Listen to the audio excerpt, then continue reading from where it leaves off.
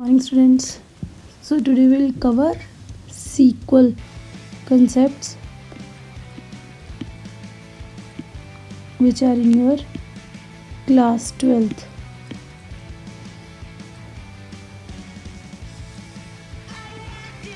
So first topic is introduction to database concept.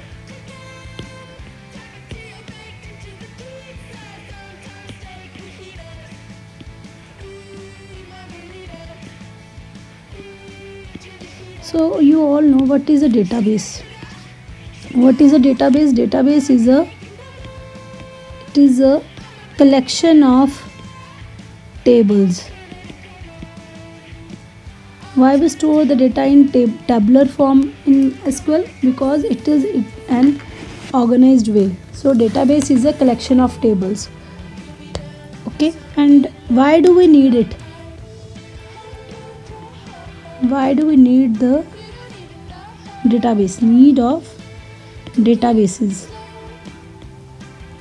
Because by storing the data in a database in an organized manner, we can access the data very easily, very fast. तो सारा reason क्या है databases का, my school का reason क्या है? Reason है उसकी accessibility, how you easily can retrieve your data. So what is the need of database? Collection of data in an organized manner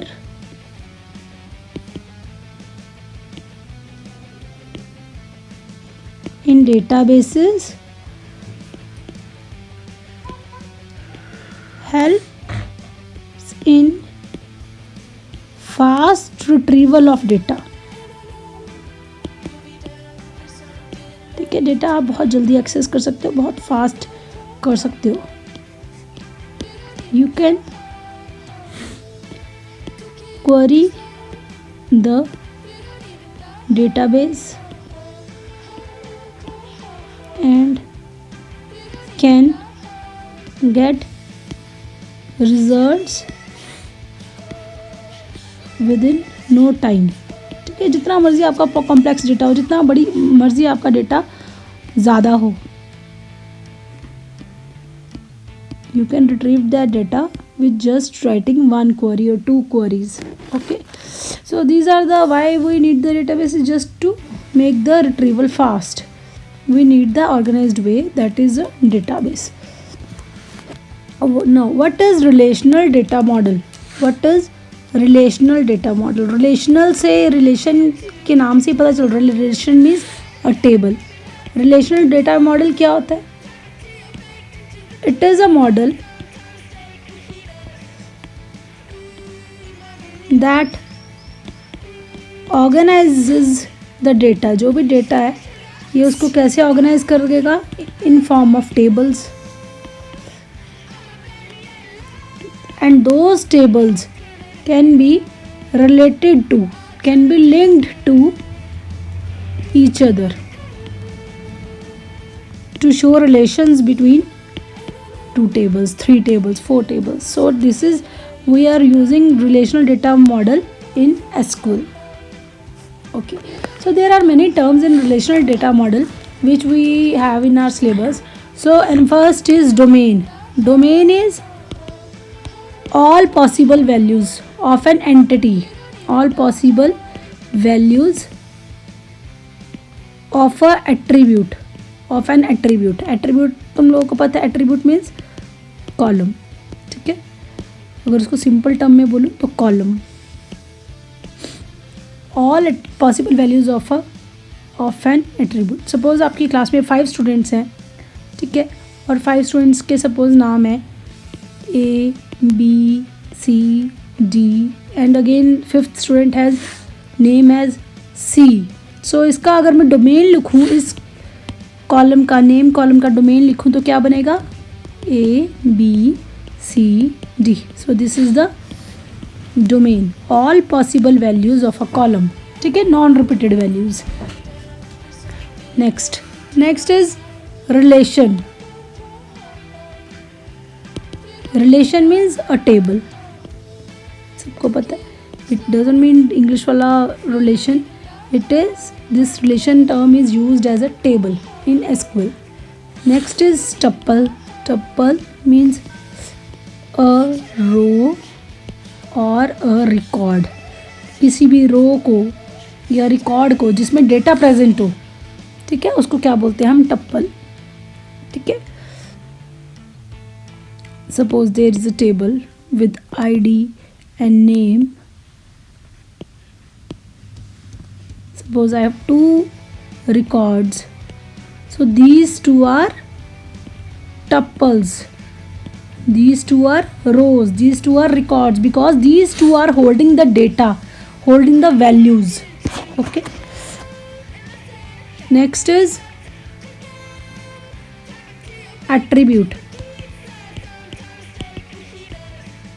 Attribute means a column, or you can also a field. Okay, so in the above example, if I see ID and name, there are two attributes, ID and names. Next is degree. Degree is number of columns. ठीक है, number of columns और number of fields, number of attributes, एक ही बात है.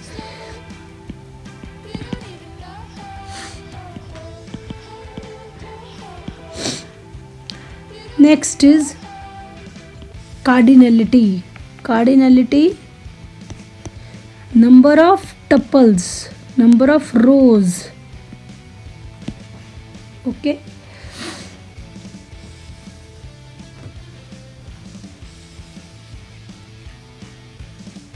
Next is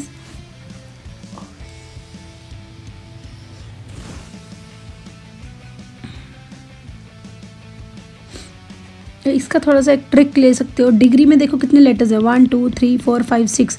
there are 6 letters in degree. Cardinality में कितने letters हैं? Cardinality CARDINALITY कितने कैरेक्टर्स हो गए? 5 और 5 10 और 11 ना. नॉर्मली हम जब टेबल बनाते हैं, टेबल में कॉलम्स कम होते हैं, रोज़ ज़्यादा होती हैं. सो यू कैन सी कि 6 और 11 में से कम कौन सा है? 6. So it will represent number of columns. Rows are always more than the number of columns. So cardinality refer to number of rows. So this is a simple trick, और any other you can use anything. Degree, cardinality. Okay, next is key. Key is any column, any attribute or any field. It is called a key in SQL. सारी keys आपके table में जितने columns हैं वो सारी क्या हैं? Keys. Next is primary की. प्राइमरी की, a key which identify each row of each row या record row of a table uniquely is called primary key. Uniquely means पूरी रो में सारी कीज कॉमन हो सकती है. सपोज इफ आई पिक 2 रोज, 2 की 2 रोज में सारी वैल्यूज कॉमन हो सकती है, लेकिन प्राइमरी की will always be unique. So primary की होती है जो टेबल की हर रो को आइडेंटिफाई करती है.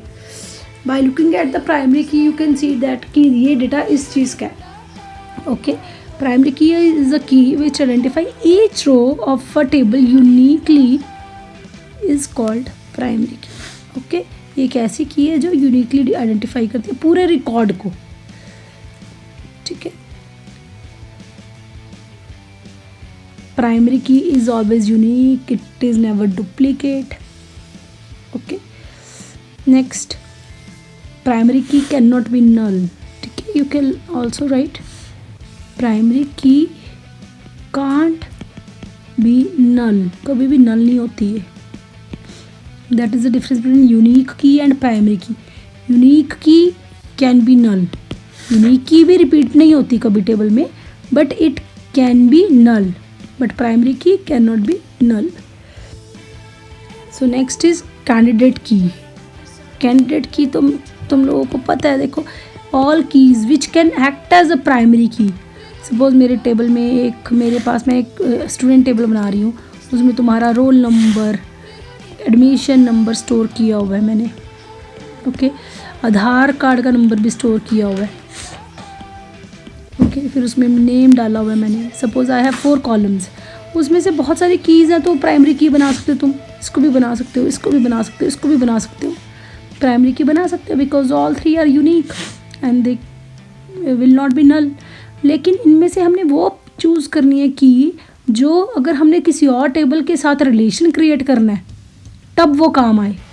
लेकिन you can choose as admission number as primary key in this table, ठीक है, ताकि अगर किसी और टेबल में सपोज तुम्हारी मार्क्स की डिटेल्स हो या कुछ और डिटेल्स हो, तुम्हारी फ़ी पेमेंट की डिटेल हो, तो तुम्हारा रिलेशन क्रिएट करते हुए, 2 टेबल्स में रिलेशन क्रिएट करते हुए वी कैन चूज़ दैट की जो दूसरे टेबल में भी प्रेजेंट हो। अब आधार कार्ड का तो कहीं तुम्हारे रिजल्ट के साथ रिलेशन नहीं है, so we will not choose it as primary key. Same way roll number भी तुम्हारे कई बच्चों छोड़ के चले जाते हैं स्कूल में या कहीं नहीं आ जाते रोल नंबर, मैंने देखा है दे कीप ऑन चेंजिंग, तो they can it can also be can not be primary key, but admission number is always unique and it remains the same, ठीक है। तो इस केस में हम प्राइमरी की एडमिशन नंबर को बना लेंगे। सो यू हैव टू सी कि कौन इन सारी यूनिक कीज़ में से कौन सी की को आपने प्राइमरी की बनाना है। So all those unique keys which can act as a primary key are called candidate keys, okay. Next is alternate keys. अब ऊपर वाले एग्जाम्पल में I have chosen admission number as my primary key, ठीक है। इन तीनों candidate के keys में से मैंने प्राइमरी की को चूज़ कर लिया, एडमिशन नंबर, ठीक है। तो बाकी 2 बची हैं, वो क्या कहेंगे हम उनको, ऑल्टरनेट की।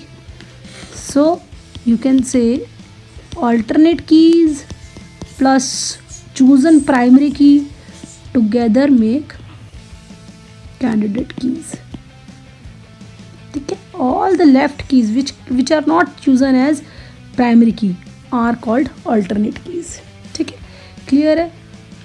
next foreign key, foreign key, okay। Next suppose there is an employee table, employee table है, एम्प्लॉय टेबल में एम्प्लॉय आईडी है, एम्प्लॉय का नाम है, एम्प्लॉय की सैलरी है, and there is another table loan table, loan table, ठीक है। लोन टेबल में भी लोन एक एम्प्लॉय 10 बार लोन ले सकता है, तो इसमें लोन आईडी, एम्प्लॉय आईडी जिसने वो लोन लिया है, ठीक है, और अमाउंट। सपोज इसमें 5 एम्प्लॉयज़ का डेटा है और यहाँ पर L1, L2, L3 ऐसे 3 हैं। एक एम्प्लॉय E1 है, उसने 2 बार लोन लिया हुआ है, ठीक है। एक बार उसने 1 लाख का लोन लिया, एक बार उसने 5 लाख का लोन लिया। अब देखो यहाँ पर ये रिपीट हो रही है ना, now here it is repeating, so it is not primary key, it can not be primary key, ठीक है। एक ने यहाँ पे 6 लाख का लोन लिया, but now here it is primary key, now here in other table it is also present. So when primary key of one table is present in another table, then that become foreign key of other table. यानी ये foreign key कौन से table की है, loan table की. So primary key of one table when present in another table, ठीक है, then that becomes foreign key of that table. Okay. Now this was about the keys. This was about the keys. Next is, now we are coming to SQL. SQL commands.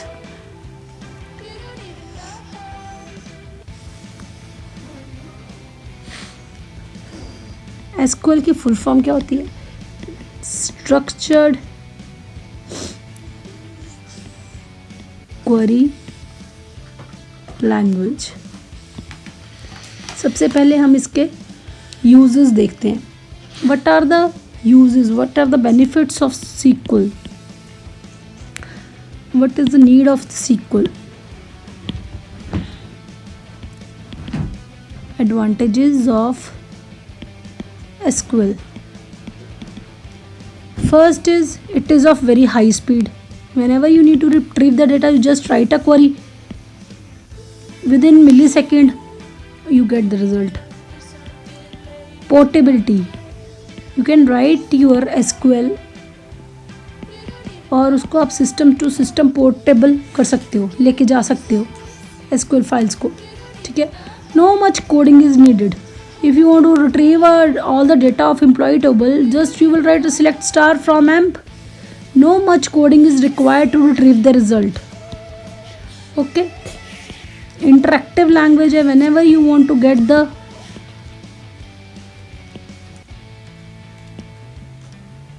whenever you need to get the input from the user, you can also do that. So it is a very interactive language.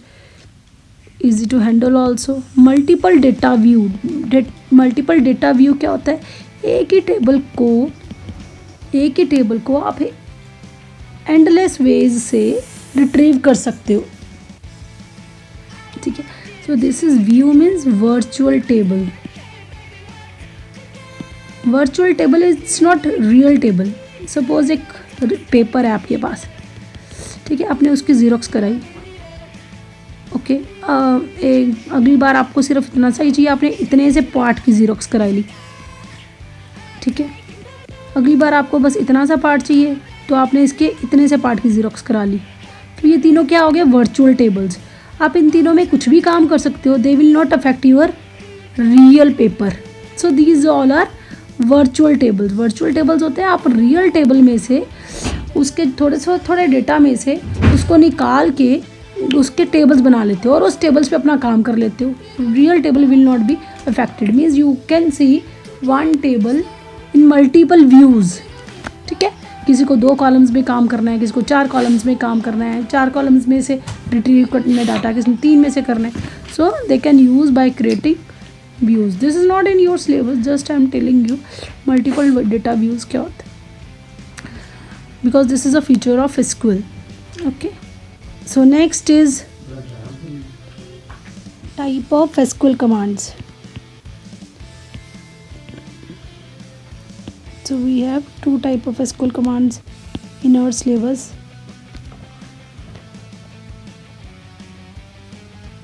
DDL and DML.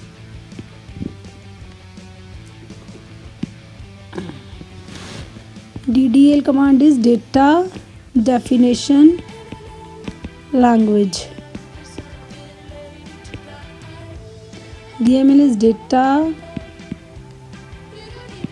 manipulation language. So command which come under DDL are create table, alter table, ठीक है, और drop table. There are 3 main commands. Only 3 commands rather I say. सिर्फ 3 command होती हैं DDL के अंदर. और DML के अंदर कौन सी होती है? Insert, update, delete. और देखो मैंने ऑल्टर की जगह छोड़ी है, तो मीन्स ऑल्टर के अंदर भी जो सब कमांड्स हैं वो भी 3 तरह की हैं. Add, if you want to add a column, if you want to modify the column size, column data type, if you want to delete the column, drop. ठीक है, देखो ड्रॉप यहाँ पे 2 बार है, ध्यान रखना. This is main command. अब सबका एक एक मैं एग्जांपल दूंगी ताकि तुम्हें 6 कमांड्स क्लियर हो जाए. इसमें भी 3 कमांड्स हैं, इसमें भी 3 कमांड्स हैं. Sometimes SQL also, SQL query commands होती हैं जो they also come under DML. तो you can also say that there are 4 commands under DML and 3 commands under DDL। मैं एक एक करके सबका एग्जांपल दूंगी। सबसे पहले हम क्या करते हैं, हमने एक टेबल क्रिएट करना है। टेबल से भी पहले चलो मैं तुम्हें डेटाबेस से शुरू कराती हूँ। सबसे पहले टेबल किसके अंदर होता है, डेटाबेस के अंदर। सबसे पहले तुमने डेटा बनाना है, क्रिएट डेटाबेस। डेटाबेस का नाम क्या देना चाहते हो, जो तुम देना चाहते हो। सपोज हम देते हैं KV29, तो मैसेज आ जाएगा database is created. So after creating the database you just use name of the database. It will open the database. Now your current database is KV29, so whatever table you will create, that will be created under KV29 database. Okay, so if I will want to create a table of student, create table student। कैसे लिखना मैं बता रही हूँ, देखो। उसके बाद you have to write the parenthesis, sorry parenthesis गोल bracket, create table student. So इसमें सबसे पहले मैंने एक लिया ID, मैंने इसको नंबर डेटा टाइप का लिया, इसकी मैंने साइज़ रख दिया 3, और इसको क्या बना दिया, इसमें कंस्ट्रेंट क्या लगा दिया। देखो मैंने कहीं पे भी कॉमा नहीं लगाया, कहीं कॉमा नहीं लगाया, सिर्फ स्पेस से मैं उनको अलग अलग कर रही हूँ। Comma will be at the end of the column. उसके बाद name of the student, name का डेटा टाइप मैंने लिखा because it can store characters, so I have given 50 size. var 50 means 50 size, 50 characters का मैक्सिमम नेम हो सकता है, and it should not left blank, so it is not null constraint. Okay, suppose. और मैंने यहाँ पे दे दिया आधार ID, Aadhaar number. This is also var Aadhaar ID शायद 16 डिजिट्स का होता है, आई डोंट नो, जितना भी तुम स्पेसिफाई करना चाहते हो। And I want to keep one constraint unique, ठीक है। ओके, नेक्स्ट इज एड्रेस या city, where the student lives, city again var 20। यहाँ पे मैं देना चाहती हूँ डिफ़ॉल्ट, मीन्स अगर कोई सिटी नहीं भरता, इंसर्ट करते हुए नहीं उसकी वैल्यू देता, तो उसकी वैल्यू क्या होएगी, चंडीगढ़। देखो इसको सिंगल कोट्स या डबल कोट्स में लिखो। माई स्कूल में सिंगल कोट्स लिखो या डबल कोट्स, कोई फ़र्क नहीं पड़ता। पाइथन में भी नहीं कोई फ़र्क पड़ता, ठीक है। तो चंडीगढ़। सो this is done. Okay, now अब मैंने इसको टेबल को बना के इसको बंद कर दिया। ओके, सो ये टेबल बन गया, मैसेज आ जाएगा your table has been created. अब टेबल का तुमने देखना है कि टेबल जो बना है उसमें कौन कौन से कॉलम्स हैं। There is a command describe, तो DESC लिख सकते हो तुम, सिर्फ 4 लेटर लिख सकते हो डिस्क्राइब के, डिस्क्राइब स्टूडेंट।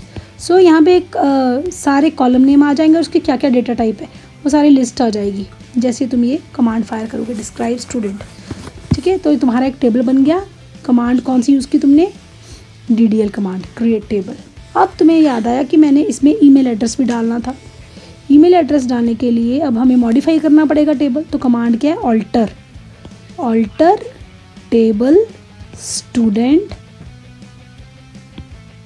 देखो मैंने कहीं कॉमा वगैरह कुछ नहीं डाल रही मैं, ऐड ईमेल एड्रेस ऐड कर दिया आपने। उसी में 4 कॉलम थे, 5वां कॉलम ये डाल रहे हो, 4 कॉलम थे ये थे, ठीक है। अब 5वां कॉलम क्या हो जाएगा, ईमेल एड्रेस। उसकी डेटा टाइप क्या रख दी तुमने, var 20। That's it. तो तुम्हारे टेबल में एक ऐड हो गया ईमेल एड्रेस का कॉलम।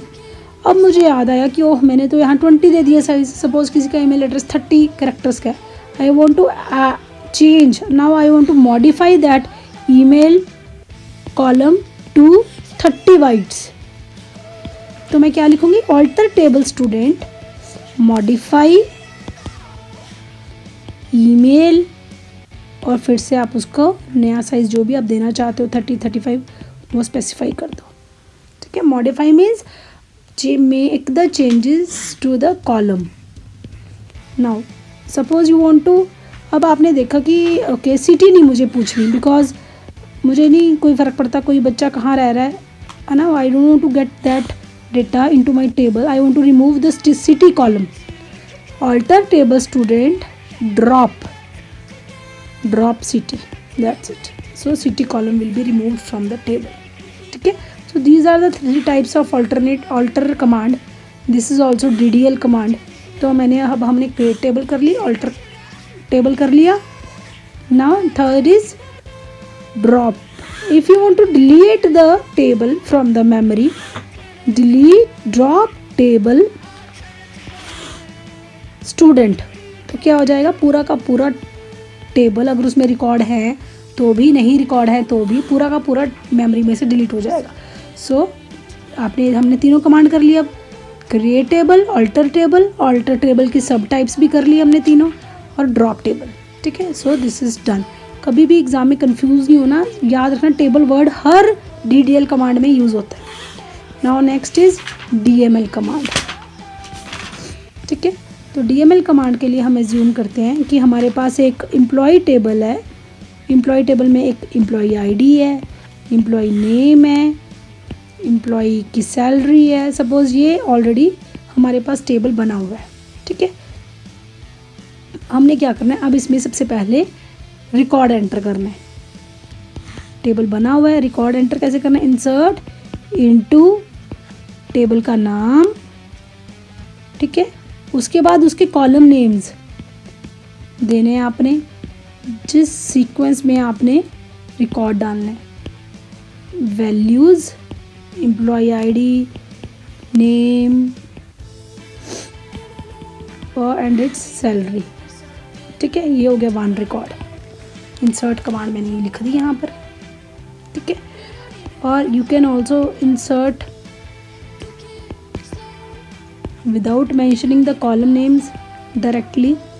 अगर सपोज टेबल में इसी सीक्वेंस में कॉलम नेम है तो आप डायरेक्ट इसको ऐसे ही डाल सकते हो.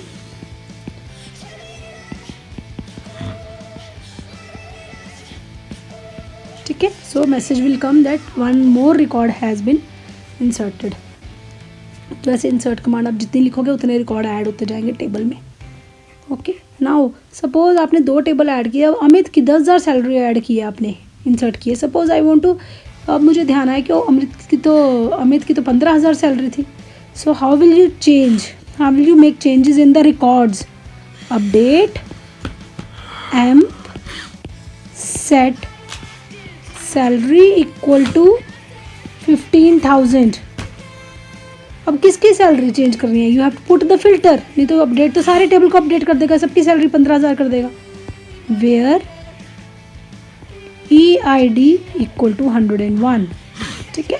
तो वो पहले ढूंढेगा EID किसकी है 101, फिर उसकी सैलरी 15,000 कर देगा. ठीक है. सो दिस वे देखो, अब कोई भी DML कमांड में मैं टेबल वर्ड नहीं यूज़ कर रही. Not here, neither here. ठीक है. किसी भी DML कमांड में टेबल वर्ड यूज़ नहीं होता, रादर DDL में सब में टेबल वर्ड यूज़ होता है. अपडेट का थोड़ा सिंटेक्स डिफरेंट है, तो प्लीज़ ध्यान रखो.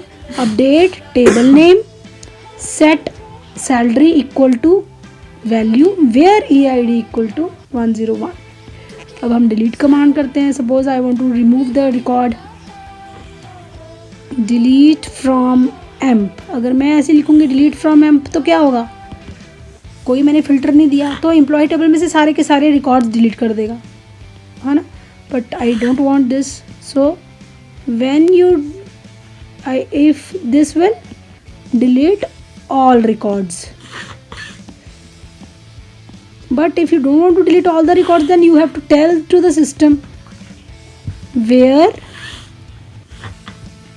EID or name, whatever filter you want to give, equal to Sumit, कि मुझे सुमित का ही रिकॉर्ड डिलीट करना है. ठीक है. ओके. सो इंसर्ट, अपडेट, डिलीट, ये 3 है आपकी DML कमांड्स. जितना मैंने यहाँ पे कराया इतना ही कर लो, इतना ही प्रैक्टिस कर लो, अपने आप लिख के देखो कमांड्स यही. तो I think this will work for you. So next, now we are coming to SQL commands. अभी हमने यहाँ पे ऊपर एक डेटा टाइप्स का किया था. डेटा टाइप्स में डेट कॉलम भी है, एक डेट कॉलम. ठीक है. डेट कॉलम में सपोज एक टेबल है, उसमें डेट करके स्टोर की हुई है. तुमने एडमिशन डेट ही कह लो, चलो स्टूडेंट टेबल में एडमिशन डेट है. तो एडमिशन डेट में जब भी तुमने डेट का रिकॉर्ड डालना है, डबल कोट्स में डाल लोगे ऑफ कोर्स, क्योंकि डेट क्या है, अल्फ़ा न्यूमेरिक है. तो डेट में हमेशा किस फॉर्मेट में डालोगे डेटा?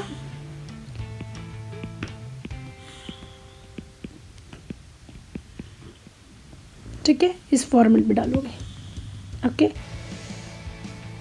ओके, सो सपोज मैं तुम्हें डाल के दिखा देती हूँ। Suppose insert into student values, suppose student ID है, नेम ऑफ द स्टूडेंट है,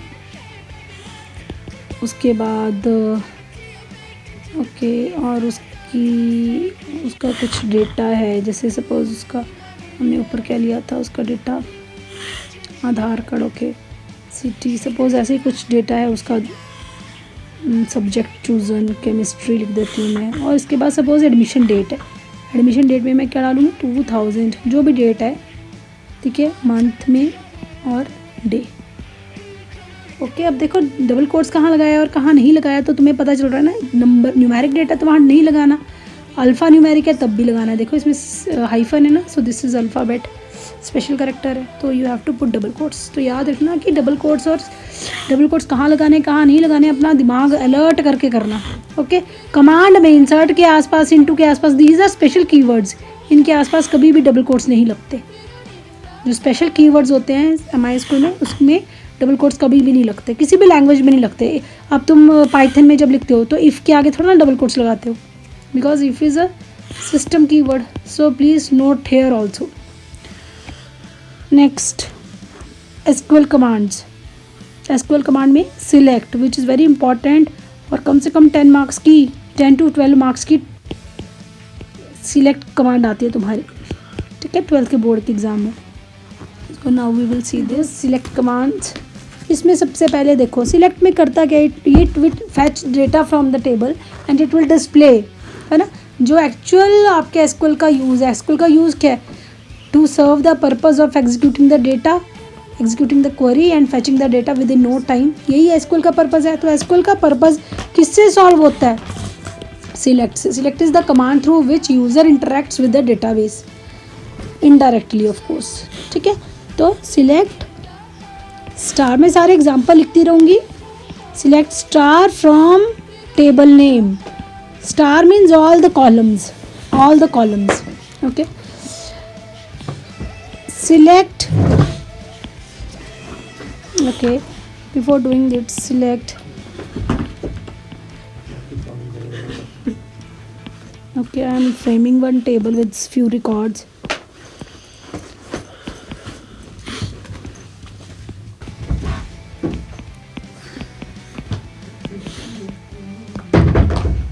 Name,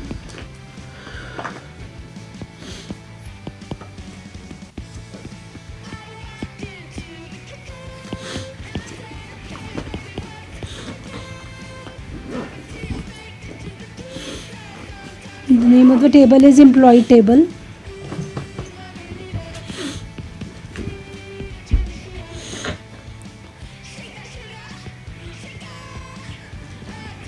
ठीक है, ये मेरा टेबल है और टेबल का नाम क्या है, employee.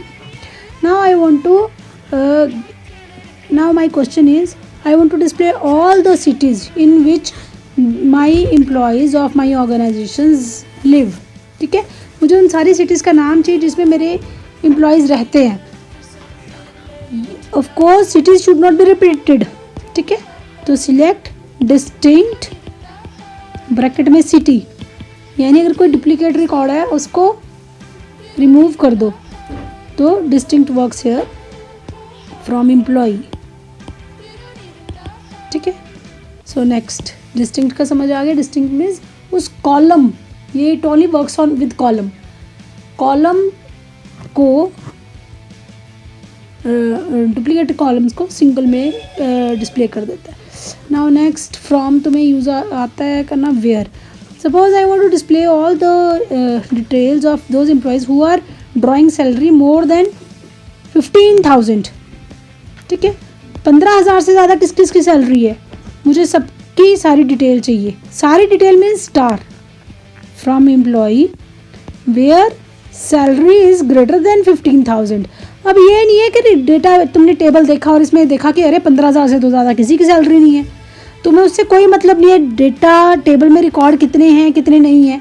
You just have to write the query. Select star from employee where salary greater than 15,000. चाहे उस क्वेरी का रिजल्ट नल आता हो, ठीक है, तो you have to mention in the query कि ये क्वेरी होगी, चाहे उसका रिजल्ट जीरो आए उससे या तुमने कोई मतलब तुमने जो क्वेश्चन है क्वेश्चन के हिसाब से you have to frame the query, ठीक है। Next is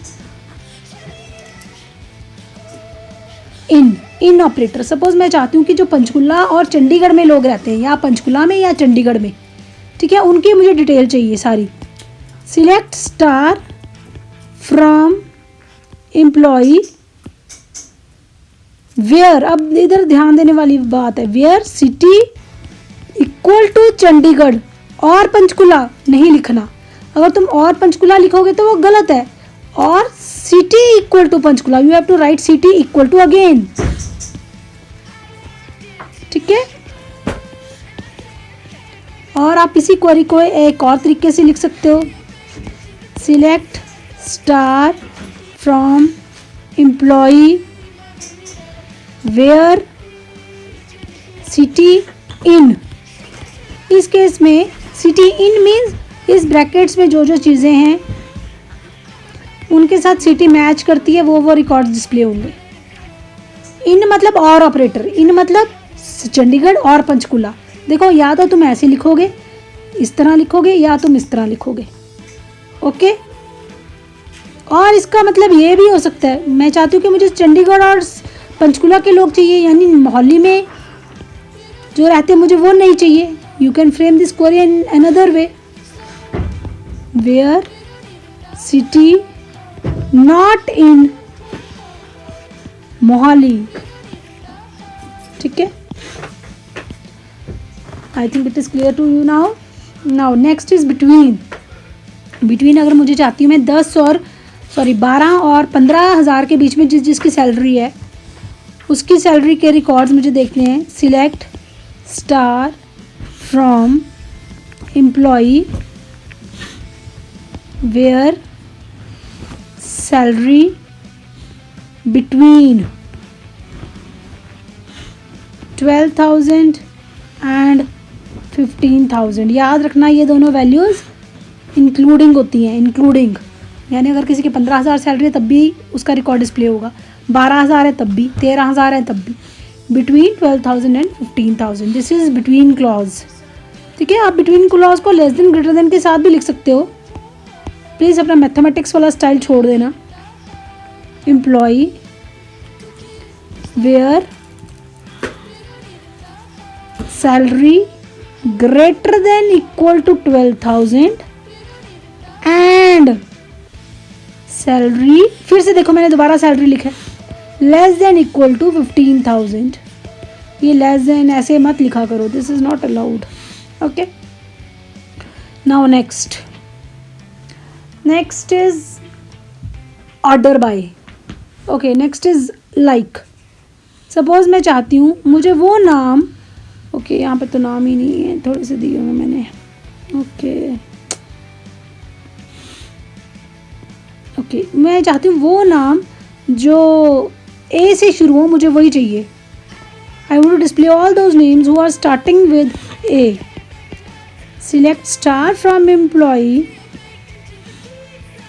where name like A percentage, that's okay. अगर मैं चाहती हूँ कि मुझे ऐसे नाम चाहिए जो ए से शुरू हो या सी से शुरू हो, और लिख के बी परसेंटेज लिखोगे देन दैट विल रॉन्ग, वो गलत है बच्चों। अगर आपने और लगाना है साथ में तो आपको नेम लाइक दोबारा लिखना है। याद रखना, और का आगे पीछे वाले के साथ कोई लिंक नहीं होता, you have to repeat the complete condition, ठीक है।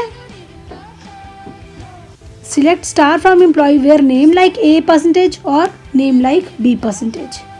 देखो यहाँ पे मैंने 2 बार लिखा है, you have to write twice, okay. Select star from employee, I am taking another last example, where मैं चाहती हूँ मुझे वो नाम चाहिए जिसमें एस 3rd नंबर पे हो और एंड में वाई हो, ठीक है। एस 3rd नंबर पे हो 1 2 3 और एंड में क्या हो, Y. I think it is okay with you, ठीक है। ये this was your like clause. Okay, next is, कई बार हमारे टेबल में, जैसे हमारे टेबल में हमें सपोज नहीं पता कि ये जो D3 है, जो D3 एम्प्लॉई है वो कौन सी सिटी में रहता है, ठीक है।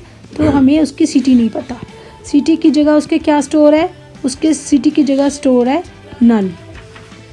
नल means blank, nothing is there, not even null, okay. जो खाली होता है इट मीन्स वो क्या होता है, नल, ठीक है। तो हमने चाहते हैं कि वो रिकॉर्ड्स देखें जिनकी सिटी कोई भी नहीं मेंशन की हुई।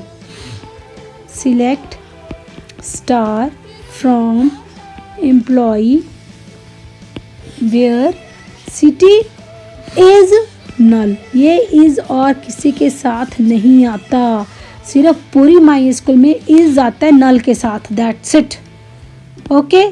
और किसी के साथ इसको लगाने की कोशिश मत करना, इज नॉट वगैरह कुछ भी नहीं आता। एक इज नल होता है और एक होता है इज नॉट नल, बस। और इज किसी के साथ भी नहीं आता, so take care, okay. Is null मतलब जिसके रिकॉर्ड्स में नल है वो रिकॉर्ड दिखा दो, सिटी जिसकी नल है। और ये क्या करेगा, ये उसी का रिवर्स, जिसकी सिटी नल नहीं है वो रिकॉर्ड्स दिखाएगा, ठीक है। तो is null, is not null, इसके सिवा इज कभी यूज नहीं होता तुम्हारे माई स्कूल में। Next is order by. Order by, you already know the dictionary order. Select star from employee, order by name. तो क्या होगा, सारे के सारे रिकॉर्ड्स अरेंज हो जाएंगे नेम के अकॉर्डिंगली, पहले ए फिर बी फिर सी, डिक्शनरी ऑर्डर में, ठीक है। Order by name. इसी क्वेरी को मैं एक और तरीके से कर सकती हूँ, from employee order by name ascending.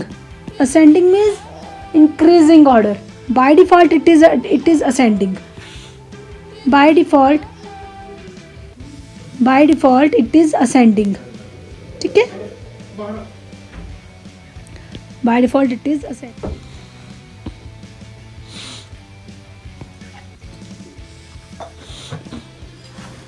Select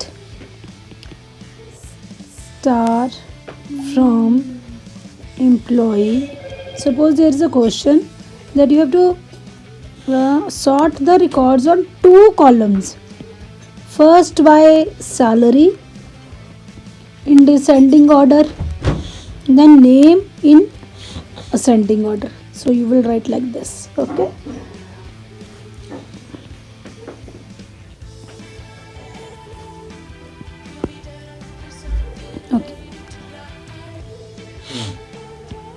तो ध्यान रखना है आपने DESC descending, ASC for ascending. ऐसे जितने मर्जी कॉलम्स को आप ऑर्डर बाय कर सकते हो, और ऑर्डर बाय हमेशा एंड में होता है। सपोज आप वेयर क्लॉज यूज़ कर रहे हो उसके साथ, from employee where salary greater than 10,000, उसके बाद अगर ऑर्डर यूज़ करना है तो ऑर्डर बाय हमेशा एंड में होता है, हमेशा क्वेरी के एंड में होता है।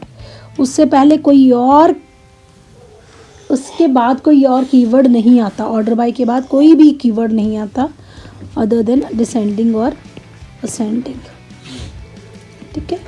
बाय डिफॉल्ट असेंडिंग होता है, okay. Now this was your order by clause.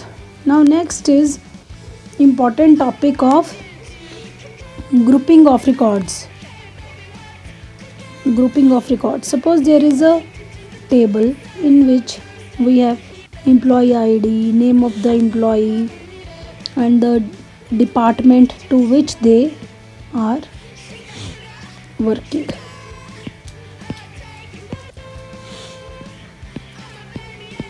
So there are 4 employees, and few are working in physics department, few in chemistry, few in bio. So in this case, if I say you all that divide this table on the basis of department, then how many tables will you create? Of course 3 tables, ठीक है, क्योंकि तुम देख पा रहे हो कि department 3 department है यहाँ पे, physics chemistry bio. All records are of only 3 departments, physics chemistry bio. So जहाँ किसी भी टेबल में जब तुम्हें कोई भी क्वेश्चन आता है ग्रुपिंग का, तो सबसे पहले तुमने देखना है उस टेबल को तुम क्या उन ग्रुप्स में डिवाइड कर पा रहे हो. तो तुम समझ लो कि तुम्हारी क्वेरी बन सकती है. अदरवाइज़ क्या होता है, जब भी हम वेयर क्लॉज लगाते हैं, where clause always treat every record independent of each other, no grouping is done. Where हमेशा हर क्वेरी हर रिकॉर्ड के ऊपर फायर होता है. Okay, supposedly if I say where department equal to bio, where department equal to bio, so it will pick 1 by 1 record and it will check कि bio किसका है और उसको डिस्प्ले कर देगा स्क्रीन पे. ठीक है, नो ग्रुपिंग इज डन. तो in case of groups we have one clause group by, we have clause group by. Group by करना हो, जब भी ग्रुपिंग करनी हो आपने, तो we have to use group by. Suppose मैं चाहती हूँ कि मुझे कितने केमिस्ट्री के कितने एम्प्लॉयज़ हैं जो केमिस्ट्री डिपार्टमेंट में काम करते हैं, उनका नाम दिखाना है. Select count star, okay, count star from employ. Grouping करने के लिए अगर तुम सिर्फ यही क्वेरी फायर करोगे तो काउंट क्या करता है, count is a function, count is a function which will count the records. तो ये आउटपुट क्या देगा तुम्हें, 6 आउटपुट देगा तुम्हें ये. लेकिन मैं चाहती हूँ कि मुझे सिर्फ केमिस्ट्री के रिकॉर्ड्स देखने हैं. Select count star from employee where department equal to chemistry. अगर मैं ये लिखूं तब भी मेरा आंसर ठीक आएगा, क्योंकि क्या होगा, पहले वो हर रिकॉर्ड पे फायर करेगा और केमिस्ट्री के उसको 2 रिकॉर्ड मिल जाएंगे. It will display 2 on the screen. ठीक है, ये भी हो सकता है. लेकिन अगर आप चाहते हो कि वेयर नहीं यूज़ करना, मुझे फ़िल्टर नहीं करना, मुझे अपने सिर्फ ग्रुप्स में डिवाइड करना है टेबल्स को, तो you can also right this query. Select count star from employee group by department. तो क्या होगा, 3 ग्रुप्स बन जाएंगे. ठीक है, तुम्हें पता है 3 ग्रुप्स हैं, 3, एक केमिस्ट्री का, एक फिजिक्स का और एक बायो का. और ग्रुप के ऊपर तुम कंडीशन लगा सकते हो,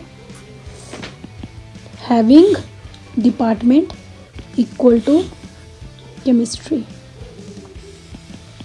ठीक है, तो यानी जिस डिपार्टमेंट का केमिस्ट्री का है उसी का मुझे काउंट करके दिखाओ. तो ये दोनों conditions will give you same result. ये भी तुम्हें 2 देगा, ये भी 2 देगा.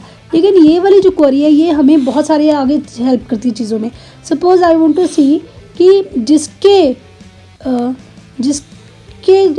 Okay number of records. Suppose जैसे यहाँ पे अगर मैं थोड़ा सा अगर इसमें चेंज करना चाहूँ, suppose I have this record also of chemistry. ठीक है, नाउ अब क्या हो गया, तुम्हारे 3 ग्रुप बन गए और तीनों में 2 फिजिक्स के रिकॉर्ड्स हैं, 3 केमिस्ट्री के और 1 बायो के. अगर मैं चाहती हूँ कि मुझे वो डिपार्टमेंट्स का काउंट देखना है, वो एम्प्लॉयज़ का काउंट देखना है जिन डिपार्टमेंट में 1 से ज़्यादा एम्प्लॉय काम कर रहे हैं. ठीक है, तो इस केस में ये वाली क्वेरी तो नहीं चलेगी, ये वाला तरीका तो नहीं चलेगा हमारा. मुझे वो डिपार्टमेंट्स का काउंट देखना है, वो डिपार्टमेंट्स में नंबर ऑफ़ एम्प्लॉयज़ देखने हैं जहाँ पे नंबर ऑफ़ एम्प्लॉयज़ 1 से ज़्यादा है. ठीक है, तो आई राइट सिलेक्ट, डिपार्टमेंट का नाम भी दिखा दो, बिकॉज डिपार्टमेंट का नाम दिखाओगे then it will be more clear. Count star from employee group by. अब ग्रुपिंग कर दो सबसे पहले, जैसे ग्रुप का काम आता है ग्रुपिंग कर दो. Group by department having. अब तुमने फ़िल्टर लगा दिया, 3 ग्रुप्स बने, तीनों के ऊपर भी फ़िल्टर लगा दिया कि मुझे कौन से ग्रुप का डेटा चाहिए. Having count star greater than 1. Okay, अब तुमने पहले इससे क्या किया, ग्रुप में डिवाइड कर दिया, 3 ग्रुप्स बन करके, एक फिज़िक्स का, एक बायो का, एक केमिस्ट्री का। ठीक है, केमिस्ट्री में 3 रिकॉर्ड है, बायो में 1 है, फिजिक्स में 2 है। अब आपने कह दिया मुझे ग्रुप करने के बाद मुझे जो जो काउंट स्टार जिसका 1 से ज़्यादा मुझे वो दिखाना, तो ऑफ कोर्स ये कट हो जाएगा, ये दोनों आ जाएंगे। Okay, so always check your query, अगर उसको ग्रुप में डिवाइड करके काम कर सकते हो तो it is better. Okay, next is grouping के बाद हैविंग आ गया। तुम्हें याद रखना है ग्रुप के ऊपर आपने ग्रुप्स में डिवाइड करने के बाद जब भी आपने कोई चेक लगाना है, फिल्टर करना है, then having is being used. Having is always used with group by. Group by के बिना हैविंग कहीं भी और यूज़ नहीं होता। ओके, तो तुम्हारा ऑर्डर बाय हो गया। और जितने भी ये हम इनको बोलते हैं ग्रुप फंक्शंस। ग्रुप फंक्शंस कौन कौन से होते हैं? सम,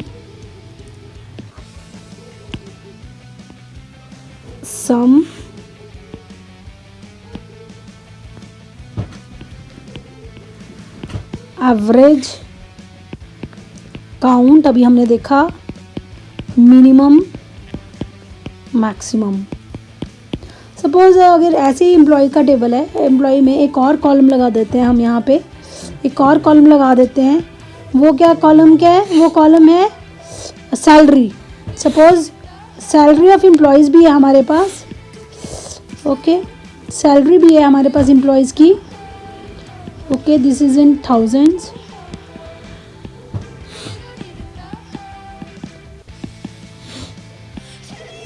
okay, now I add one query कि मुझे बायो डिपार्टमेंट की या केमिस्ट्री डिपार्टमेंट की मैक्सिमम सैलरी किसको मिलती है एम्प्लॉय को, वो देखना है। केमिस्ट्री डिपार्टमेंट के कौन से एम्प्लॉय को मैक्सिमम सैलरी मिलती है। ठीक है, मुझे इसी एम्प्लॉय का सिर्फ नाम देखना है, मुझे इसी एम्प्लॉय का नाम देखना है। तो हमें क्या देखना है? नाम। तो I will write select name, क्योंकि मुझे सिर्फ नाम दिखाना है। फ्रॉम एम्प्लॉय, अब मुझे सिर्फ केमिस्ट्री डिपार्टमेंट में देखना है, यानी केमिस्ट्री के ग्रुप में देखना है। So I will divide this group by department. अब ग्रुपिंग कर लिया आपने। डिपार्टमेंट कौन सा उठाना है? Chemistry, where department equal to chemistry. अब आपका ये काम भी हो गया। और जहाँ पे सैलरी किसकी सबसे ज़्यादा, किसकी सैलरी हो, उस एम्प्लॉय की सैलरी सबसे ज़्यादा हो, and salary equal to max of salary. ठीक है, तो जिसकी मैक्सिमम सैलरी के बराबर सैलरी होगी उसके ऊपर उसका नाम दिखा देगा स्क्रीन पे। ओके, ठीक है। और अगर आप चाहते हो कि सिर्फ आपने मैक्सिमम सैलरी देखनी है एम्प्लॉय की, select max of salary and name from employee. ठीक है, केमिस्ट्री डिपार्टमेंट की मैक्सिमम सैलरी देखनी है आपने। ठीक है, group by department having department equal to chemistry. तो केमिस्ट्री डिपार्टमेंट की मैक्सिमम सैलरी दिखा देगा और उसका नाम दिखा देगा।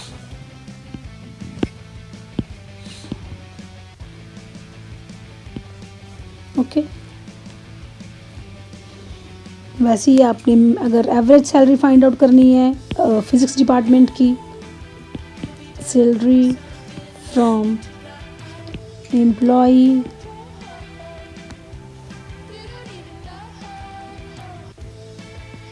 Group by department having department equal to physics. तो सिर्फ फिजिक्स वाले डिपार्टमेंट पे ये क्वेरी फायर होगी। याद रखना, पहले ग्रुपिंग का काम होगा, फिर फिल्टरिंग का काम होगा, उसके बाद ये वाला पार्ट एग्जीक्यूट होगा। Okay, now next is next is joins. You have 2 joins in your syllabus, equi join and natural join. इक्विजॉइन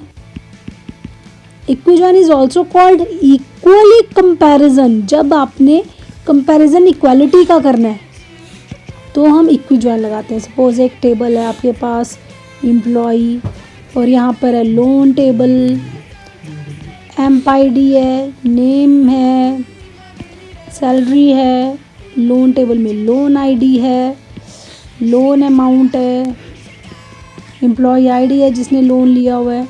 ठीक है, तो सपोज़ आप चाहते हो कि आपने दोनों के E1 E2 दो एम्प्लॉयज़ हैं, नाम है, उनकी सैलरी है, लोन का L1 L2 L3, loan amount है 1000 1500 2000। कौन कौन से एम्प्लॉयज़ ने लिया हुआ है? E1 ने 2 लोन लिए हुए हैं, E2 ने 1 ही लोन लिया हुआ है। Suppose these are 2 tables and both are interlinked. अब दोनों में कौन सी कॉमन की है? EID। ठीक है, तो अगर आपने फैच करने डेटा कि किस किस एम्प्लॉई किस नाम दिखाने हैं, you have to display the names of the employees who have taken loan.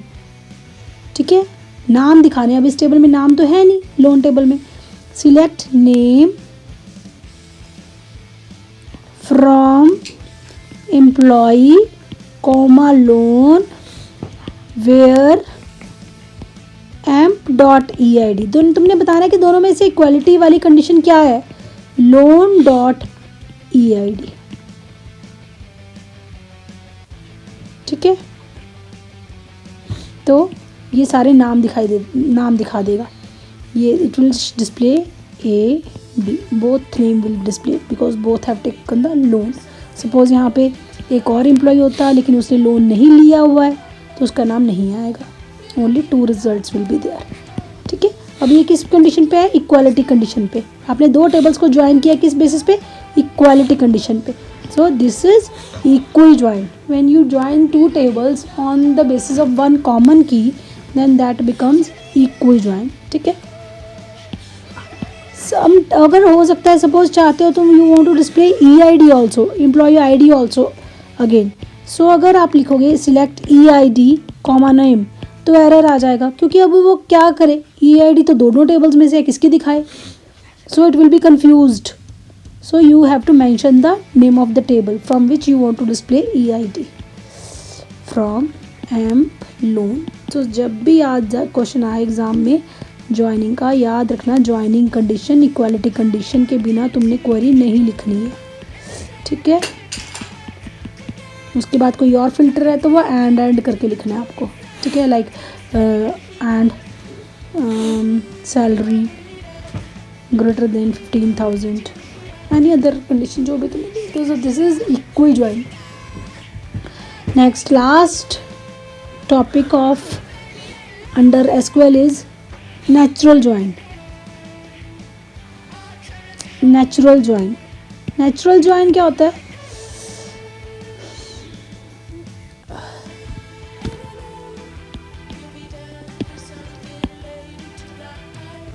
Natural join is also one of the inner join. ये दोनों इनर ज्वाइन की कैटेगरी में आते हैं।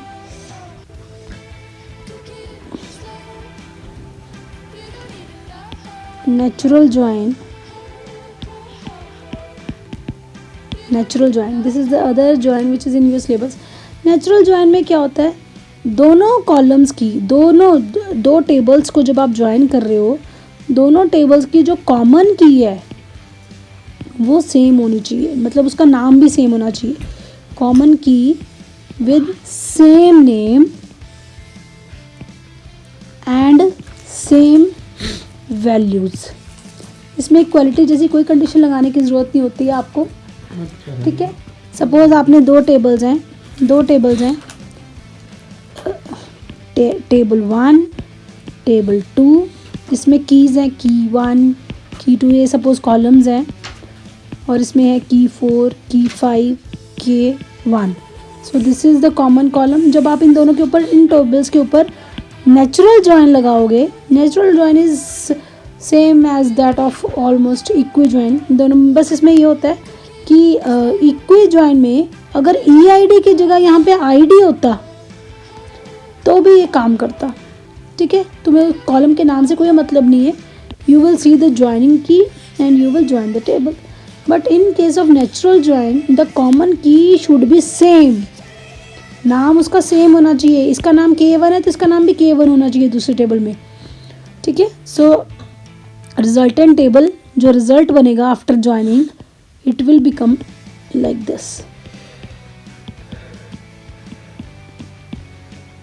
Okay, so this will be the resultant table. Resultant table will always have all the keys minus 1 key.